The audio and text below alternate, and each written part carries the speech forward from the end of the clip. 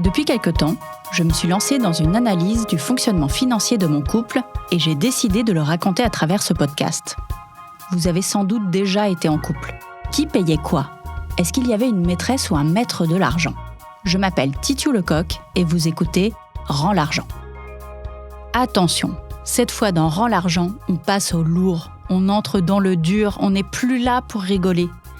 Héloïse Boll, la gestionnaire de fortune que j'ai rencontrée, va nous parler des impôts. Les impôts, parce que figurez-vous que, oh surprise, un certain nombre de femmes se font arnaquer avec cette histoire.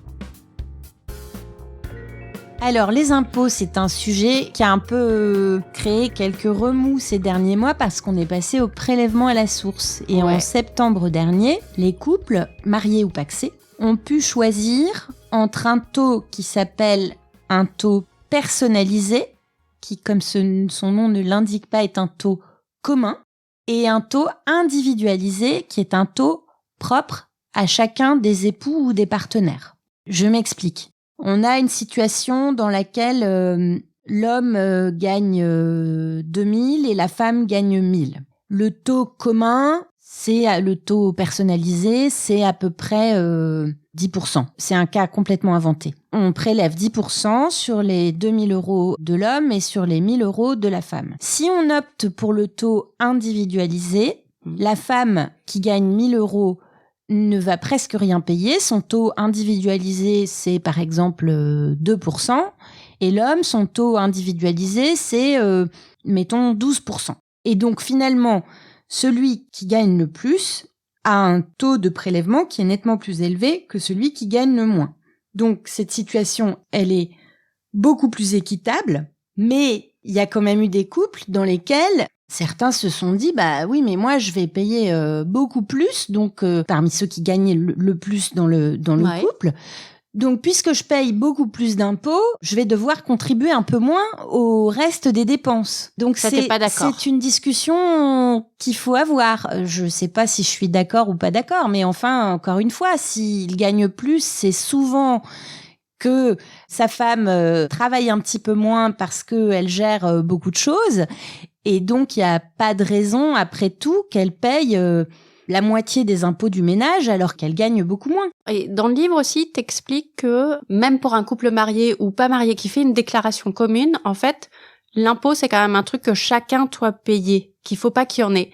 Alors maintenant, c'est plus possible avec le prélèvement à la source, mais qu'avant, il y en avait un qui pouvait payer la totalité des impôts, mais qu'aux yeux de la loi, il fallait que chacun ait payé sa part d'impôt. C'était extrêmement dangereux, oui, de laisser l'un ou l'autre payer la totalité des impôts, parce qu'il y a des situations de divorce dans lesquelles certains réclament à leur femme ou à leur mari 30 ans d'impayés d'impôts. Donc ça n'est pas considéré par la loi comme une charge du ménage. Voilà, c'est ça l'expression. Et donc, chacun est censé payer son impôt. Alors effectivement, avec le prélèvement à la source, c'est beaucoup plus simple, puisque chacun paye soit la part qui correspond à ses revenus, soit en tout cas au moins une part significative des impôts. Mais il y a plein de revenus qui ne sont pas soumis au prélèvement à la source, qui sont soumis à ce qu'on appelle des acomptes. Par exemple, si on a un studio qu'on met en location ou des choses comme ça, ces revenus-là ne sont pas soumis au prélèvement à la source.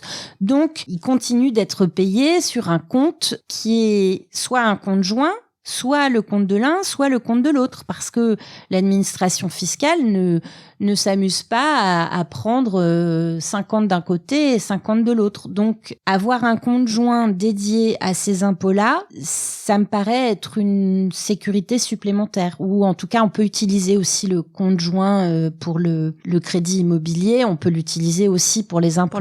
On fait un compte joint finalement dédié aux très grosses dépenses et aux choses qui ont besoin d'être tracées. Mais alors là, donc c'est notre première année avec le prélèvement à la source pour les impôts, et moi j'ai été frappée. Je sais plus quel est le chiffre exactement, mais là, au-delà de l'écrasante majorité des couples, n'a pas choisi à laisser le taux personnalisé, c'est-à-dire la même chose pour les deux, quoi.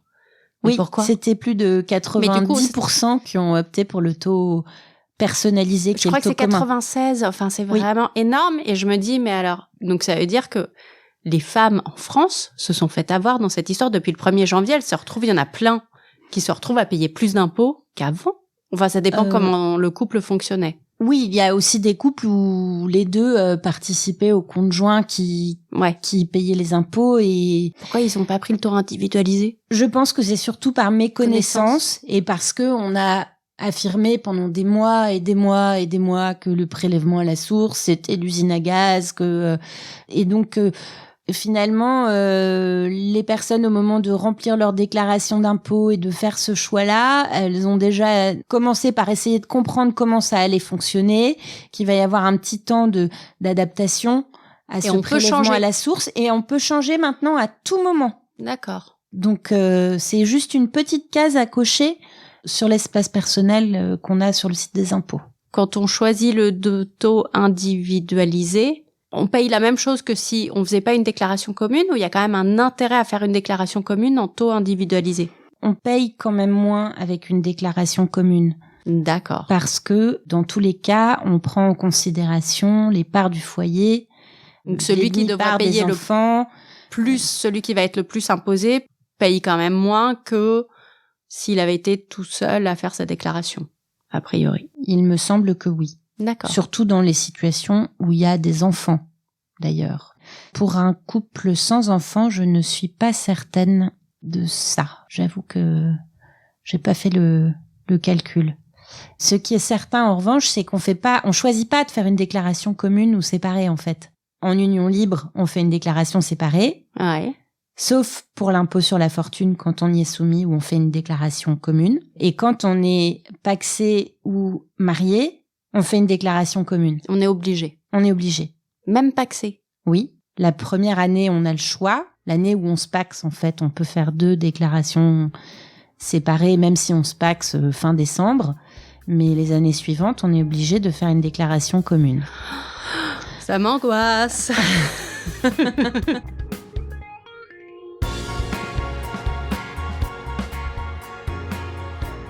Alors, pour résumer pour celles et ceux qu'on a perdus en route, si vous faites une déclaration d'impôt commune et qu'un des deux gagne plus d'argent que l'autre, allez sur le site des impôts pour choisir le prélèvement individualisé. Enfin, parlez-en avant avec votre partenaire, histoire de prévenir. Et puis parlez-en autour de vous. Demandez aux femmes si elles ont choisi le taux individualisé et expliquez-leur ce que c'est. Et rappelez-vous que l'État a décidé de bien nous mélanger le cerveau puisqu'il y a le taux individualisé, chacun paye en fonction de son revenu, mais que le choix par défaut, c'est le taux personnalisé, le même taux pour les deux, et qu'on a trouvé ça malin d'appeler ça personnalisé alors qu'il ne l'est pas du tout. Ce qu'on veut, ce qui est bien, c'est le taux individualisé. Je retiendrai aussi des conseils de Héloïse que celle qui gagne le moins d'argent a intérêt à participer avant tout aux gros achats, comme la voiture, plutôt que de payer les courses. Même si elle n'a pas les moyens de rembourser tout le crédit pour la voiture, elle en paye une partie en conservant une preuve. Cela lui permettra de garder quelque chose en cas de séparation et de ne pas repartir avec un paquet de couches vides. Sur cette question des impôts, il y a un véritable enjeu à la fois féministe et de justice sociale. On devrait toutes être dans la rue avec des pancartes « Réforme de l'impôt pour un impôt féministe », parce que le système actuel est profondément injuste. Regardons de plus près comment ça fonctionne. En France, on pratique ce qu'on appelle la conjugalisation des impôts. C'est le fait que l'État oblige les couples mariés ou pacsés à faire une déclaration commune. Cette conjugalisation favorise les hommes, ou plutôt les plus gros revenus, donc en général les hommes. Avoir une femme qui gagne peu fait baisser leurs impôts. Alors que si l'impôt était individuel, cela n'aurait pas d'impact. Ils sont comme récompensés d'avoir une épouse qui gagne peu ou qui ne travaille pas à temps complet. Dans un rapport de l'INSEE publié en 2019, des chercheurs ont calculé qu'en 2017, cette conjugalisation avait coûté à l'État 11 milliards d'euros. C'est-à-dire que si on calculait les impôts de chaque individu séparément, l'État gagnerait 11 milliards d'euros.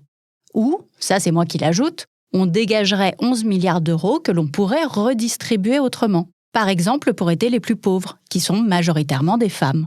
Parce qu'en plus, ces 11 milliards, ils ne profitent pas avant tout aux ménages modestes. Ils profitent aux plus riches. Comme ce quotient conjugal n'est pas limité, plus vous êtes riche, plus vous bénéficiez d'une grosse baisse d'impôts si votre épouse gagne peu. Évidemment, si les deux membres du couple gagnent la même chose, ça ne joue pas. Et c'est même pire, cet effet de baisse pour les plus riches a augmenté depuis 2012 à la suite d'une série de réformes de l'impôt. Sans attendre une révolution fiscale, dans les réformes qu'on peut faire immédiatement, la première et toute simple serait de plafonner l'avantage fiscal du quotient conjugal, c'est-à-dire mettre une limite maximum pour que ça ne bénéficie pas à ce point aux plus gros revenus. Ensuite, il y aurait d'arrêter de rendre obligatoire la conjugalisation, c'est-à-dire de laisser le choix aux couples pacsés ou mariés de faire ou pas une déclaration commune. Et enfin, une autre réforme toute simple qui devrait être faite tout de suite, je l'ai trouvée chez Christiane Marty de la Fondation Copernic. Vous vous souvenez de ce qu'on a vu sur cette histoire d'impôt prélevé à la source, pour lequel la majorité des couples ont gardé le taux personnalisé, qui fait que le revenu le plus petit est davantage imposé. Christiane Marty propose une chose toute simple, inverser le principe, que le choix par défaut ce soit le taux individualisé et qu'il faille demander pour avoir le même taux pour les deux. Je la cite. Par défaut, le prélèvement doit être adapté au revenu de chaque conjoint. L'administration le calcule facilement. Et c'est sur demande expresse du couple que le taux correspondant au revenu moyen des conjoints est appliqué à chacun. Et elle ajoute « Ceci étant, cela n'enlève rien au caractère injuste de l'imposition commune des couples. Il est notoire que le quotient conjugal défavorise les femmes, puisqu'il surtaxe les revenus les plus faibles, représente un frein à l'emploi des femmes et favorise les plus hauts revenus. » La sociologue Christine Delphi a beaucoup travaillé sur ces questions, notamment en les articulant avec les tâches ménagères. Considérant le travail ménager comme un travail non rémunéré, non seulement la plupart des épouses effectuent un travail gratuit, mais en plus, leur mari en tire un avantage fiscal. C'est comme si l'ensemble de la société payait pour décharger les hommes mariés. Mais si ces travaux sont désormais reconnus, si on reparle du travail domestique et de la charge mentale depuis quelques années, l'aspect économique a encore du mal à être pris en compte. Je me demandais s'il ne s'agissait pas d'une question de génération. Mais d'après Christine Delphi, c'est non. Là, plus je travaille sur ce sujet, plus je me dis, ces questions financières, ces questions économiques, ma génération, on est un peu passé à côté. Pas seulement la vôtre, hein. Je me souviens qu'une fois, j'avais parlé devant un groupe de féministes, et puis j'avais abordé la question, justement, de qu'est-ce qui se passe, bon. Et à un moment, une femme que je connaissais bien, j'étais quand même assez stupéfaite par le fait que on parlait de l'inégalité des revenus entre hommes et femmes quand il s'agissait du salaire, mais s'agissant du reste, moi j'ai essayé de leur expliquer ce que j'explique aussi là-dedans. Enfin, je crois que j'explique un petit peu comment les femmes sont vraiment dépouillées par toute la société, quoi, avec un accord incroyable de tout le monde. Et à un moment, eh bien, cette femme me dit « Christine, tu nous ennuies ». Mais tout le monde était d'accord que oui, les salaires étaient inégaux. Mais toutes les autres façons dont les femmes sont exploitées, dont les bénéficiaires sont les hommes, même si c'est l'État, ben oui, c'est l'État, eh ben oui. Quand vous avez un petit Macron qui dit « Ah ben oui, mais pendant ce temps-là, vous n'avez pas cotisé », qu'est-ce que c'est ça? Hein? C'est de l'exploitation, bénie par les gouvernements, bénie par les États, de choses qui vont aux hommes, hein. Parce que ce que vous donnez pas aux uns, vous le donnez aux autres, forcément. Pour moi, c'est comme si on disait que les esclaves sont dans le don, ils sont pas dans le don. Je veux dire que, est-ce qu'on peut appeler ça un don? Voilà. Que ce soit de la part des femmes, par, entre guillemets, amour, ou de la part des esclaves. Non, c'est un dû. C'est un dû. Parce que c'est ça la situation d'esclave. C'est, voilà, votre travail, il appartient à quelqu'un d'autre. Votre travail appartient à quelqu'un d'autre. Votre travail ne vous appartient pas. C'est pour ça aussi que les femmes ne se révoltent pas. C'est-à-dire que cette division du travail, le mari gagne de l'argent et puis la femme, même si elle gagne de l'argent de son côté, elle en gagne moins. Et puis même si elle fait 3 heures de travail ménager par jour en plus de son travail salarié, c'est pas du vrai travail, le travail ménager, hein. Évidemment, elle est ironique quand elle dit que le travail ménager n'est pas du vrai travail. Alors, est-ce un don ou un dû? La question est intéressante, et elle dépend sans doute du contexte. Si le conjoint d'une femme ne la remercie pas pour ce qu'elle fait, si elle a l'impression qu'il considère que c'est un dû, cela va tendre la situation. En tant qu'individu, elle veut que ce soit perçu comme un don. Mais à l'échelle de la société, on attend des femmes qu'elles fassent ce travail gratuit. Donc la société considère que c'est un dû sans que ça dérange grand monde. Quand Delphi dit que ce n'est pas un don, elle reprend les définitions des anthropologues. Dans la plupart des cultures, le don rend celui qui le reçoit redevable. On doit une contrepartie à l'autre. C'est le principe du don qui entraîne un contre-don. Ce n'est pas le cas ici. Et donc, si ce n'est pas un don, c'est un dû. Si on ne donne rien en échange de ce qu'on reçoit, c'est qu'on trouve normal de recevoir cette chose. Donc, qu'elle est due. Certaines personnes pourraient être dérangées par le parallèle avec la situation des esclaves. Il n'est évidemment pas à prendre au pied de la lettre. C'est cette notion de dû qui fait la jonction avec la position d'esclave, dans un sens plus proche de la situation de la Rome antique que de la traite esclavagiste. C'était un angle important de la pensée féministe des années 70. Monique Wittig écrivait « L'hétérosexualité est le régime politique sous lequel nous vivons, fondé sur l'esclavagisation des femmes. » Pour rendre compte de la spécificité de cette exploitation des femmes par les hommes, la sociologue Colette Guillaumin avait créé un mot sur le modèle de servage et esclavage, le sexage. Le refrain, c'est « Levons nos femmes esclaves ». Mais le statut des femmes et des esclaves était le même sous la Rome antique, mais on a hérité beaucoup de ça. Et puis, ça ne venait pas que de ça. Les Grecs, c'était la même chose. Et les Romains ont imité les Grecs. Et puis, c'était probablement la même chose partout, dans tout le Moyen-Orient, etc. Et le monde méditerranéen. Il est vraiment temps que les militantes féministes s'emparent de ces sujets. Mais c'est le genre de demande que le mouvement a du mal à mettre en avant. Peut-être à cause d'une méconnaissance de ces questions, par manque de formation économique. Pourtant, la lutte doit également porter sur ces questions financières très précises. Pour en revenir à fric et féminisme, il y a un autre souci. C'est que l'argent, c'est de droite. Et les féministes sont souvent de gauche. J'ai posé la question à Arielle Bonte, qui rédigeait la newsletter 5 novembre, 16h47, dédiée à l'économie et au monde de l'entreprise. Moi, en fait, quand je pense aux questions féministes et l'argent, je pense tout de suite aux États-Unis parce qu'il y a énormément d'initiatives qui ont été mises en place ces dernières années. Et je pense que c'est dû à la culture des États-Unis, l'American Way of Life, l'American Dream, c'est très basé sur l'argent finalement et la réussite financière. Donc, je pense que les féministes américaines doivent avoir ça aussi ancré en elles, ce qui ne signifie pas d'ailleurs que les inégalités salariales n'existent pas aux États-Unis, bien au contraire. Mais je pense qu'en France, déjà, on a tellement de choses à faire que par où commencer.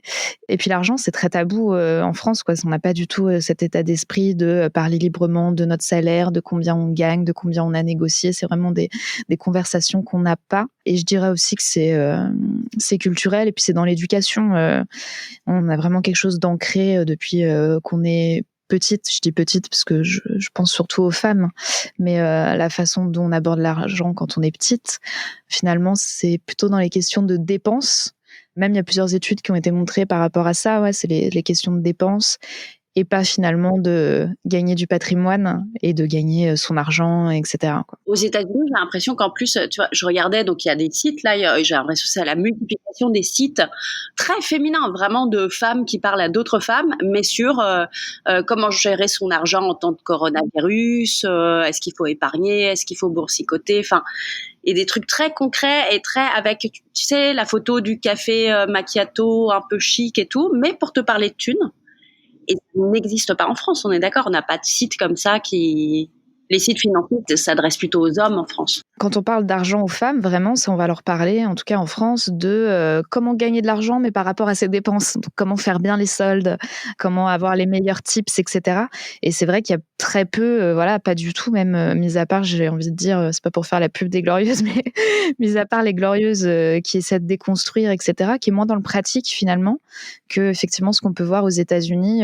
Pourquoi il n'y a pas ça après, moi, je sais pas, peut-être que c'est encore justement cette histoire de culture où l'argent est très tabou, en parler est très tabou. Il y a une notion aussi de on va se vanter de aligner les zéros qu'on cumule ou pas. Mais est-ce qu'il n'y a pas aussi tu vois, alors bon, en partant de mon cas, mais je vois un peu les copines autour, on a un tel manque de culture économique. Là, par exemple, j'ai un peu travaillé sur l'impôt et l'impôt sur les couples, etc., pour l'impôt sur le revenu. Et je me suis rendu compte que ça devrait être une revendication féministe à l'heure actuelle. Ça devrait être un truc qu'on porterait en disant, voilà, on veut une réforme de l'impôt, une réforme féministe de l'impôt. Mais en vrai, on connaît tellement pas ces sujets. Ils sont pas effectivement sur le top de notre liste de combats féministes où c'est plus facile, plus facile, je mets des gros guillemets, hein, mais de défendre, on va dire, les violences faites aux femmes, le sexisme ordinaire. Après, il y a quand même, je trouve, une discussion sur les inégalités salariales depuis quelques années, qui est déjà le premier pas, effectivement, dans les questions économiques. Oui, et puis ça permet de faire une éducation financière qu'on nous donne pas. En plus, tu vois, à l'école, c'est complètement absent. On peut faire toute sa scolarité sans avoir aucune notion de finance ou d'économie. Et surtout, j'avais fait justement un numéro sur, alors pas sur l'école, mais en tout cas sur la perception de l'argent des enfants, parce que en fait, de la même manière que les questions de genre et les stéréotypes s'ancrent très rapidement chez les jeunes enfants, c'est la même chose pour l'argent. Donc c'est en fait essentiel après à voir comment c'est fait. Pour moi, en tout cas, hein, de donner des cours d'économie ou en tout cas de gestion financière, d'épargne, de budget à des enfants, parce que très jeunes, en fait, ils perçoivent très vite des stéréotypes, les inégalités. Il y avait des études qui montraient que les petites filles touchaient moins d'argent de poche que les garçons, et que après elles touchaient moins d'argent que les garçons, mais les parents leur donnaient peut-être le complément, on va dire, pour qu'elles puissent dépenser en vêtements, en maquillage. Donc voilà, vraiment, on est vraiment en tout cas dans un truc très de la dépense chez les petites filles et chez les femmes. Alors que les hommes vont plutôt être dans l'accumulation du patrimoine, ou en tout cas de gérer leur argent un peu comme ils veulent. C'est vrai qu'on est très sur la dépense. Alors en plus, avec toutes les injonctions sur les soins du corps, sur les fringues, sur la coiffure, etc., qui engendrent des dépenses en permanence. Ah bah, c'est exactement ça, ouais. Et toi, tu aurais des conseils à donner aux femmes? Est-ce que toi, tu as changé des trucs, tu vois, en travaillant sur le sujet, dans ta manière de gérer l'argent, dans ton rapport à l'argent, tout ça? Alors déjà, dans les conseils, je dirais, le premier, c'est vraiment briser le tabou de l'argent. Vraiment en parler, s'informer. C'est pas forcément acheter 12 livres pour se faire sa biographie, mais vraiment lire, si on lit l'anglais, en tout cas, justement, d'aller lire ces sites qui sont quand même très bien faits, je trouve, aux États-Unis, de se questionner sur tout ça. Et moi, effectivement, depuis que j'écris sur l'argent, alors je dis pas que j'ai révolutionné mon rapport à l'argent et que je gagne 3 fois plus aujourd'hui qu'il y a un an, mais en tout cas, je trouve que j'aborde le sujet beaucoup plus facilement. Même dans mon couple, justement, on est dans des réflexions aussi d'achat, de choses comme ça, donc c'est vraiment des sujets dont on parle et qu'on a amené sur le sujet, parce qu'en fait, j'avais été informée là-dessus, sinon on l'aurait pas fait, je pense. Je pense qu'il me paraît important, c'est que c'est hyper bien de se renseigner, d'apprendre à négocier, apprendre à budgéter, etc. Mais à un moment donné aussi, la responsabilité, elle n'est pas que du côté des femmes, elle est aussi du côté des entreprises qui les payent mal, du côté du gouvernement, comme tu l'as justement dit, ces histoires d'impôts, etc. Finalement, il y a des choses assez sexistes dans les façons de faire quand on voit les histoires de pensions alimentaires, etc. Ça, c'est un autre sujet, hein, mais...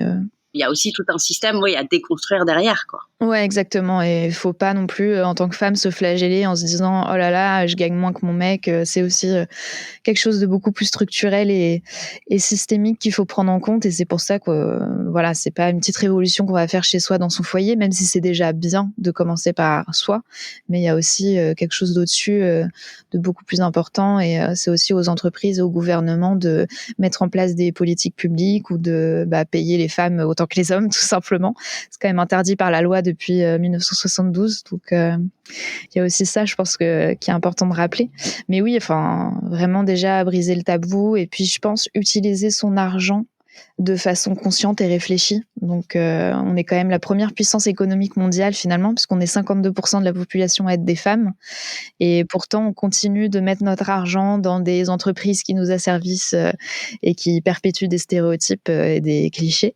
Donc aussi penser où est-ce qu'on investit son argent, ça passe par les courses du quotidien finalement. Et puis si on a un peu plus d'argent, il y a des collectifs comme je pense à Sista, un collectif d'investisseuses qui elles réfléchissent effectivement parce qu'elles ont les moyens aussi de se le permettre, elles sont très privilégiées finalement, mais qui réfléchissent à comment mieux financer les femmes et faire évoluer tout ça dans le bon sens du terme. Ça, c'est aussi, je m'étais rendu compte de ça, c'était l'année dernière, j'avais commencé à regarder un peu les banques solidaires et tout, et je m'étais rendu compte de mon ignorance totale qui était de l'ordre de mon banquier m'a fait ouvrir, je ne sais pas, un livret développement durable, que sais-je, blablabla, et en fait, je ne sais pas ce qu'il y a dedans.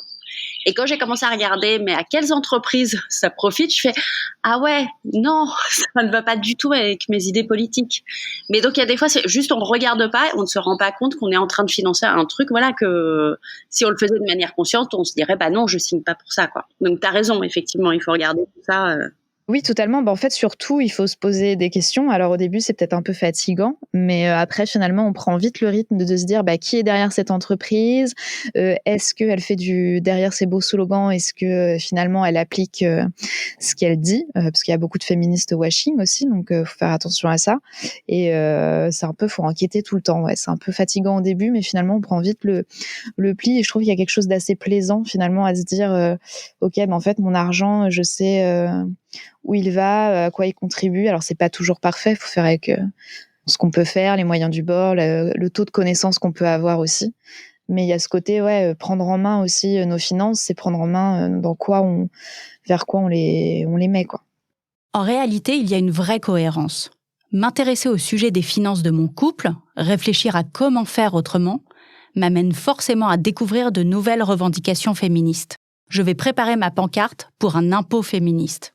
Mais si je m'intéresse à tout ça maintenant, c'est sans doute aussi parce que je suis à l'âge où les couples se séparent. Enfin, disons à l'âge où les séparations ont de vraies conséquences financières. Dans le prochain épisode de Rends l'argent, on parlera rupture et thunes.